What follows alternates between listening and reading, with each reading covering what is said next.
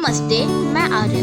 मैं आज आपको बताने वाला हूँ महाभारत के 10 शक्तिशाली योद्धाओं के बारे में। चलिए शुरू करते हैं वीडियो को।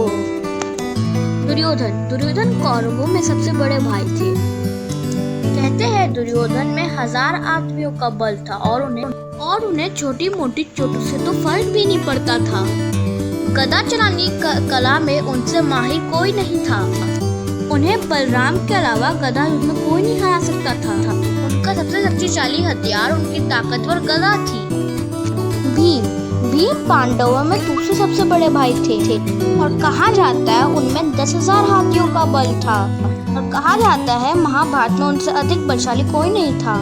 और कहा जाता है जब भीम माता कुंती की गोद में थे तब वह एक पर्वत से गिर गए थे और एक चट्टान पे जाके गिर गए और उन्हें खरोच तक नहीं आई, बल्कि वह चट्टान चकनाचूर हो गई। उनका सबसे शक्तिशाली हथियार उनकी गदा थी। अभिमन्यु अर्जुन और सुभद्रा के पुत्र थे और वह अपने पिता अर्जुन के समान ही शक्तिशाली माने जाते थे। उन्होंने चक्रव्यूह के भीतर घुसने की कला अपने पिता अर्जुन से सीखी थी, वह भी कोक में। उनका सबसे शक्तिशाली हथियार एक रथ का पहिया बना जब वह चक्रव्यूह के अंदर गए और उनके सारे हथियार टूट गए थे। घटोत्कच भीम और हिडिंबा के पुत्र थे।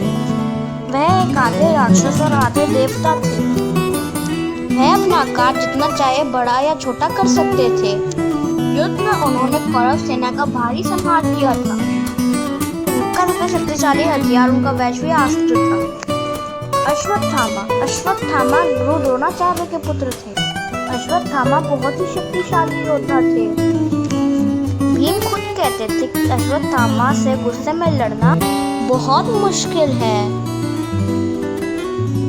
उनका सबसे शक्तिशाली हथियार नारायणास्त्र था। द्रोणाचार्य ऋषि भारद्वाज के पुत्र थे। द्रोणाचार्य कौरवों और पांडवों के गुरु भी थे। युद्ध में द्रोणाचार्य से अच्छी रणनीतियां किसी ने नहीं बनाई। उनका सबसे शक्तिशाली हथियार ब्रह्मास्त्र था। अर्जुन कुंती और पांडु के पुत्र थे। वह महाभारत के सबसे अच्छे धनुर्धर थे। वह कई सारे वीर योद्धाओं को मार जैसे कि भीष्म पितामह। उनका सबसे शक्तिशाली हथियार पाशुपत्रास्त्र था। कर्ण पांडवों में सबसे बड़े भाई थे। लेकिन अपनी मित्रता निभाने के लिए कौरवों की ओर से लड़े थे। कर्ण ने यह वचन दिया था कि वे भीष्म पितामह के मरने के बाद ही युद्धभूमि में उतरेंगे, क्योंकि वह और भीष्म पितामह अगर एक साथ युद्धभूमि में रहे तो पांडवों का अकेले ही नाश। इसलिए वह पितामह की शर्त से यहाँ पे लेटने के बाद ही युद्धभूमि पर उतरे। उनका सबसे शक्तिशाली हथियार वसावी शक्ति थी। भीष्म पितामह देवी गंगा के पुत्र थे। वह कौरवों और पांडवों के दादा भी थे। वह रोज युद्ध में 10,000 सैनिकों का वध करते थे। उनका सबसे शक्तिशाली हथियार प्रस्थपवन था।